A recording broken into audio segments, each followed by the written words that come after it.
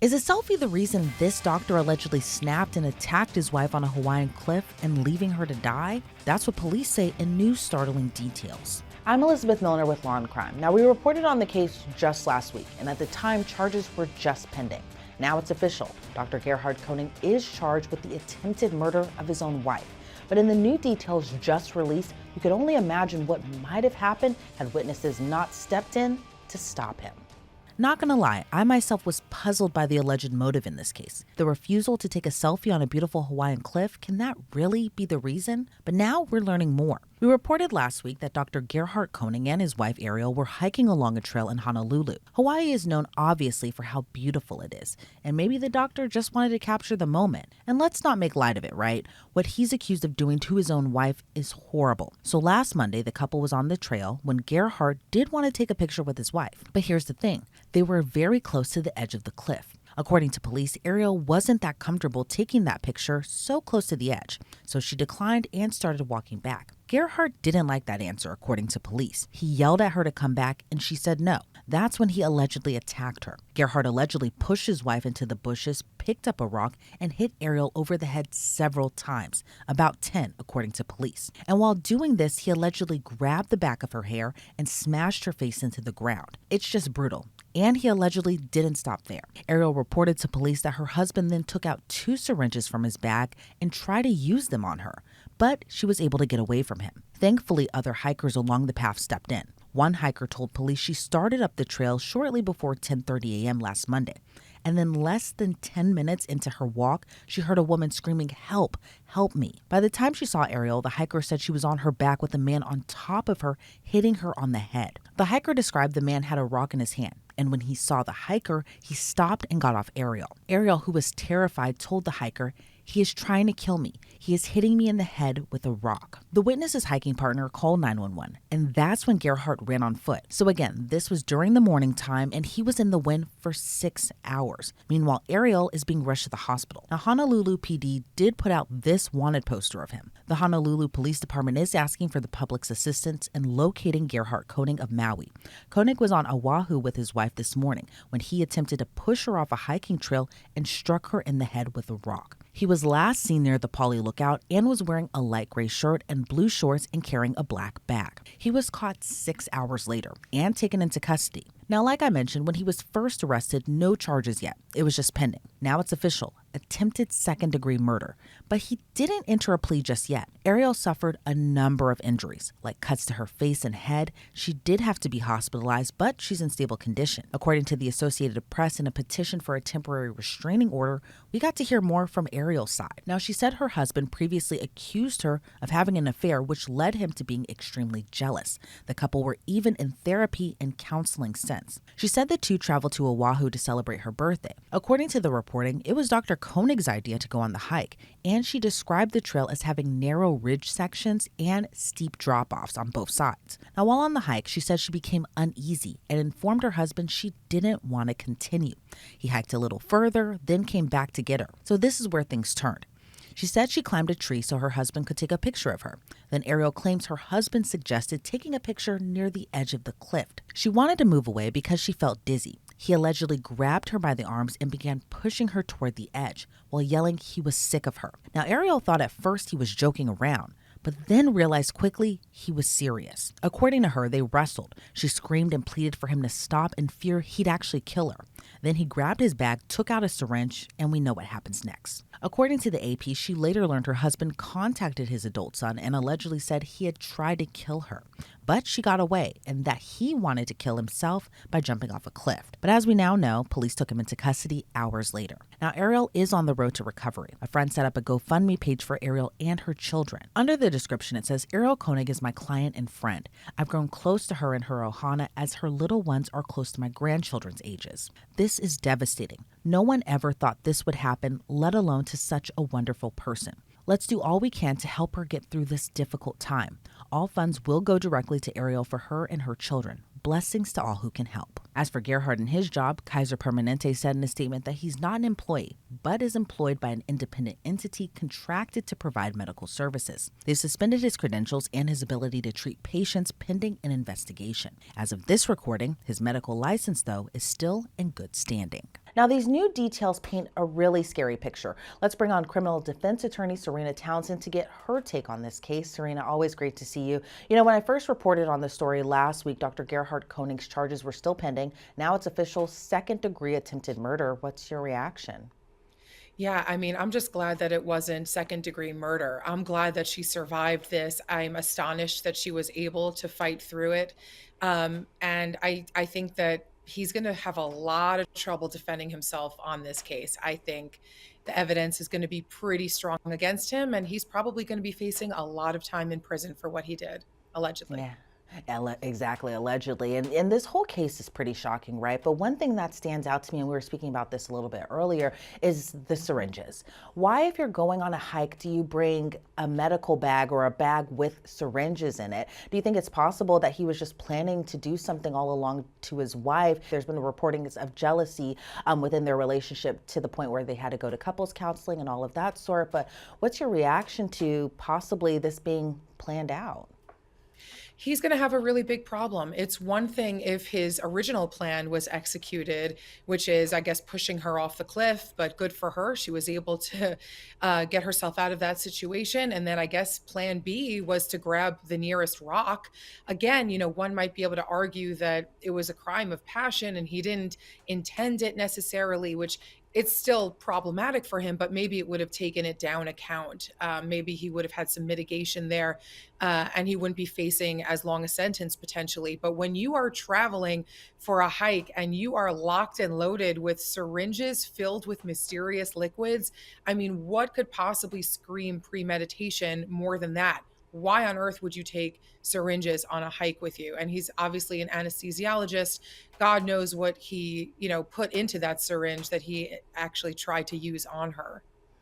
Yeah, and I think that's a mystery that we're kind of still waiting for to know what was inside that syringe. What type of liquid was he using on his own wife? Do you think that he was showing kind of a conscience of guilt by running away, especially on foot, and leaving his wife behind? Police spent hours looking for him while his wife was rushed to the hospital. But when we talk about, defenses, how can he defend himself here when he kind of showed a little bit of consciousness of guilt by running away afterwards? Oh, yeah. Look, there's always opportunity to find a defense in every case. Sometimes you just have to be more creative in some cases than others.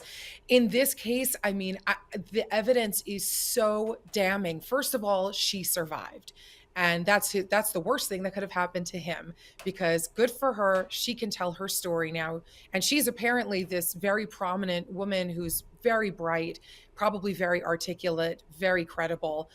So she's going to be able to say what happened. Witnesses saw what happened. And his running away certainly is consciousness of guilt because what could he have said? But at least if he stayed at the scene, maybe there was some sort of thing he could have said, like some stranger showed up and he chased the guy away or something like that. But there's absolutely no reason why an innocent man would leave his dying wife, injured wife, in the middle of a hiking area if he didn't have something to do with it. Yeah, and just the details overall, bashing her head in with a rock, the syringes aspect, and then just running off afterwards after two hikers just spotted what had happened. God only knows what could have happened had the two witnesses not been on that trail that day. And we've learned after the incident that Dr. Koenig actually got in touch with his adult son and allegedly admitted to trying to kill his wife and that he wanted to throw himself off a cliff. What's your reaction? My God. I mean, I don't know what drew him to make that confession to his son. I don't know if he felt like the son was going to protect him or was trustworthy. And he was just confiding in him because he was desperate to get advice or to get out or to get coverage. I don't know. But certainly those statements will be used against him if this case does go to trial. And another, consciousness of guilt, of course, is that confession. I don't know if maybe his defense attorneys may have to just seek some sort of, mental insanity, mental break type of defense here where, okay, if he's trying to throw himself off the cliff, maybe he himself has mental health issues. But it's a tough go for that defense, in my opinion. Yeah, absolutely. Because again, you can't paint it as an accident. You can't paint it as anything but, maybe during that potential time that mental insanity defense. It might be going that route. That's what it appears. And, during this, his first court hearing, he didn't enter a plea, but assuming that he does plead not guilty, what do you think will happen if this case does go to trial? Well, I think he's in a whole lot of trouble if this case goes to trial. It's not uncommon, as you know, to enter a plea of not guilty at the outset. Of course, his defense attorneys are going to want to see all of the evidence that the prosecutors have against him before advising him one way or another to take a plea. Also, I don't know that the prosecution is willing to give a plea at this time. And so the defense attorney's job at this point is to review the evidence and to try as best as they could to, I guess, give some sort of mitigation package to the prosecution to try to convince them to give him some sort of break.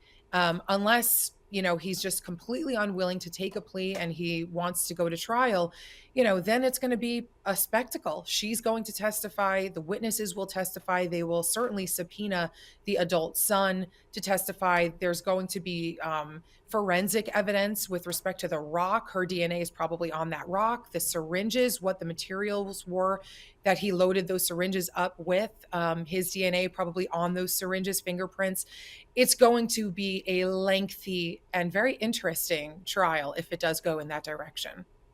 And how differently could the trials be if, in this case, we do have a surviving victim? How different would it be as opposed to when you have a deceased victim? What are kind of the main points of difference between trying these two types of cases? It's such a great question that you ask because everything revolves around the credibility of that victim. Here, it's going to kill him because she seems, from what I've read, to just be the most absolutely credible person. I mean, of course, if the allegations were true that she was cheating, sure, that definitely plays a little bit of a role in her credibility, right?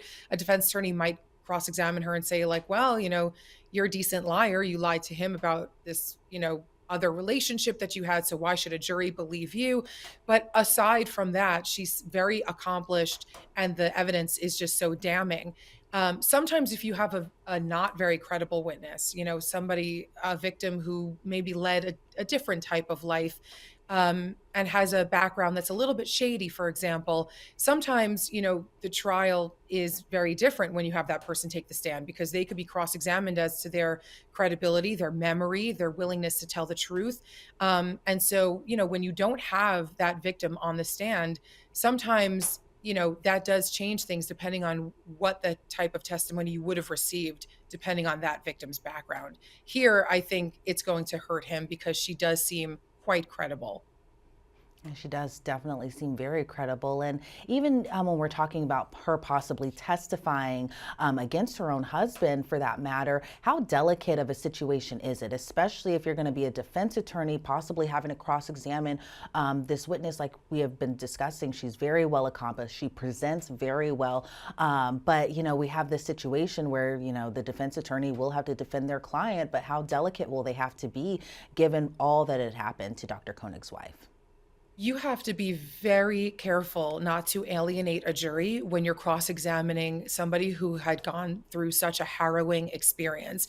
You want to be able to have the jury trust you, have them trust that you're not here to just attack her as a person. You're here to find the truth. You are the juror's guide towards the truth. And the only way to find the truth is to ask questions of the people who were there and who witnessed what happened. And so it's very important for you to have the right defense attorney, to have the right personality so that a jury doesn't look at you as kind of an attacker of somebody who was really badly hurt, but instead as somebody who's just a truth seeker. So yeah, they do have to be careful about that. And I expect that as well too. And as we are talking about trial, do you think that there could be that flip side that maybe possibly prosecutors will give him a deal for maybe X amount of time behind bars, so that way he doesn't have to put his entire family and especially his wife through the whole trial process? Absolutely. I think in every prosecution, there's an opportunity to speak with the victim and to speak with, the family, as you mentioned, to see what is the sense of justice that they would feel comfortable with. Is it a situation where you don't care, you want to go forward with this trial, you want your day in court, you want him, you want to face him, you want to do this, and you want him to get the most amount of prison time as possible. There are certainly people in that kind of mindset. And then there's people who think, you know what? This is a very lengthy and traumatizing process. I don't want to be re traumatized. I don't want my credibility to be questioned. If you could give him a deal where he gets to go to prison for, 5 fewer years than he would have if I testified, I would be satisfied with that. And so there is a long process there where the prosecution and the defense kind of, find their footing on their sides of the table and come together and see if they could walk away from this with everybody feeling some measure of justice. And the bond amount right now, $5 million. Are you surprised by that amount, given that it was attempted murder? I'm not surprised. I think that these kinds of cases warrant a hefty, level of bail. And, obviously his defense attorney is going to try to argue against it. He's going to try to say that he's not a threat to the community. But I mean, the charge in and of itself is so egregious that it's not necessarily a surprise to me that a judge would want this person either to remain in jail through the pendency of the case, or to have to put up a hefty amount of money. Remember, he himself was an accomplished anesthesiologist, so he probably has a lot of money. And if you set a bail at, $50,000, he may walk away from that. He may not come back to court. He might post $50,000 and flee. So they have to set bail at a certain amount that would be, kind of guarantee that he's not going to walk away from that and flee. Yeah, and given that he had run off even after the incident had happened, I kind of can see why a judge would order that amount of money. And just overall, when we look at this case being a very vicious domestic violence case, an attempted murder at that, and let's just call it like we see it, as that is the charge as well too. What do you make of it just overall, just this being a husband, a wife? They appeared very picture perfect. But to me, I think what I'm always curious about is whether or not that this had happened before. It seems like a very just kind of quick escalation from jealousy here and there possibly to just bashing your wife's head in with a rock, trying to push her off a cliff, poking her with syringes. So my question to you is, do you think that something terrible has happened to her before even this had happened?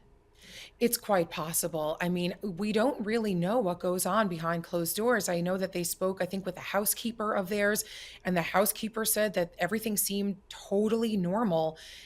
These are very accomplished people. Maybe they're just very good at keeping up with the Joneses and keeping, a good picturesque type of situation because they have a lot to lose. And I'm sure they want to present themselves as perfect and professional.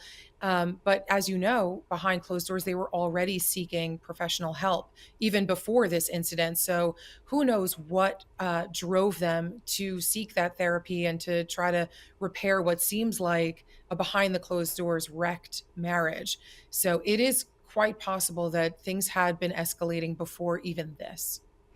Yeah, and just can't emphasize enough how thankful it is that she is alive, and now she can go home to their two children eventually while everything kind of works itself out through the entire court process. Serena Townsend, I want to thank you so much for joining me. Before we sign you off, though, Dr. Konig has a preliminary hearing today. What do you expect out of it?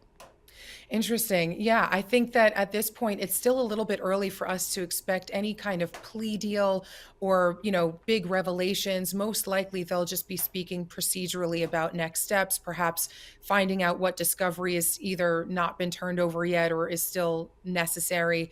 And of course, there's always the opportunity for pretrial motions to be filed, such as motions to suppress certain evidence that was recovered or statements that he might have made or identifications that presumably were made by those witnesses of him when they spoke with police. So we could expect, anything really like that in these preliminary hearings. So it'll be interesting to see how this proceeds and to see whether this is going to go down the track of a negotiated plea or a trial. Yep, and we'll definitely be keeping an eye out as well. Serena, again, thank you so much for your time today. I really appreciate it. Thanks for having me. A judge set Dr. Gerhardt Konig's bail at $5 million. And last Friday, a judge also ordered him to stay away from his wife and their children. Reporting for Law and Crime, I'm Elizabeth Millner.